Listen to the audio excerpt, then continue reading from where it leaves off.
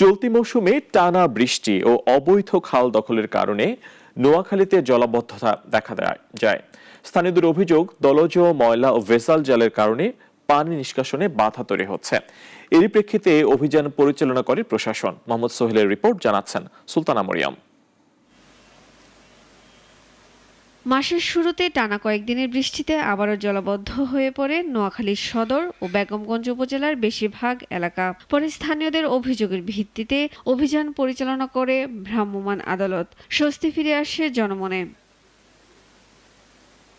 সদর উপজেলার কালধরা, চরমটুয়া, বড়পিচ সহ বিভিন্ন খাল থেকে অবৈধ স্থাপনা ও জমে থাকা ময়লা অপসারণ করে উপজেলা প্রশাসন। এই কার্যক্রম অব্যাহত রাখার দাবি স্থানীয়দের। অবস্থা দেখে না, বালির অন্তত 3 ফুট পানি। 4-5 দিন পানির মানে বাইরে থাকতাম হারিয়ান না, চুলা টুলা সব ডুবে গেছে, রান্নাঘরটা সব।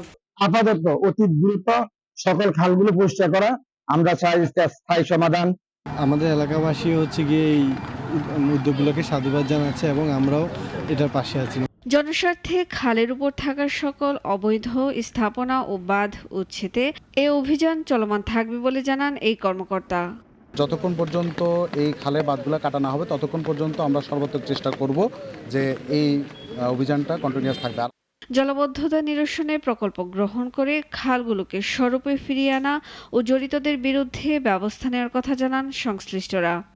ডিএসপি মহোদয় আসছেন, এসে উনি একটা কনসার্ন দিয়ে এই জায়গাটা যাতে আমরা একযোগে সকলে কাজ করে নোয়াখালীবাসীর এই দুর্ভোগ কাটায় উঠতে পারি, সেই জন্য আমাদের ওনার এখানে আসা। খালগুলো দখল হয়ে যাওয়া এক, আর খালগুলো ভরাট হয়ে যাওয়া অন্যতম কারণ, এবং দীর্ঘদিন থেকে খালগুলো পুনর্খনন হয় না, ফলে এগুলো দেখবেন যে পুরোটাই ঘাস হয়ে গেছে এবং গরু চরণ করে, এখানে চরণভূমিতে পরিণত হয়েছে। আমরা এটি অবৈধ দখলদার উচ্ছেদ করে এই খালের প্রবাহ ঠিক রাখার জন্য আমরা যে কার্যক্রম গ্রহণ করেছি।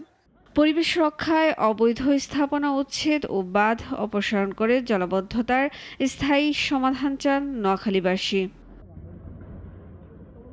সুলতানা মরিয়ম, নাগরিক।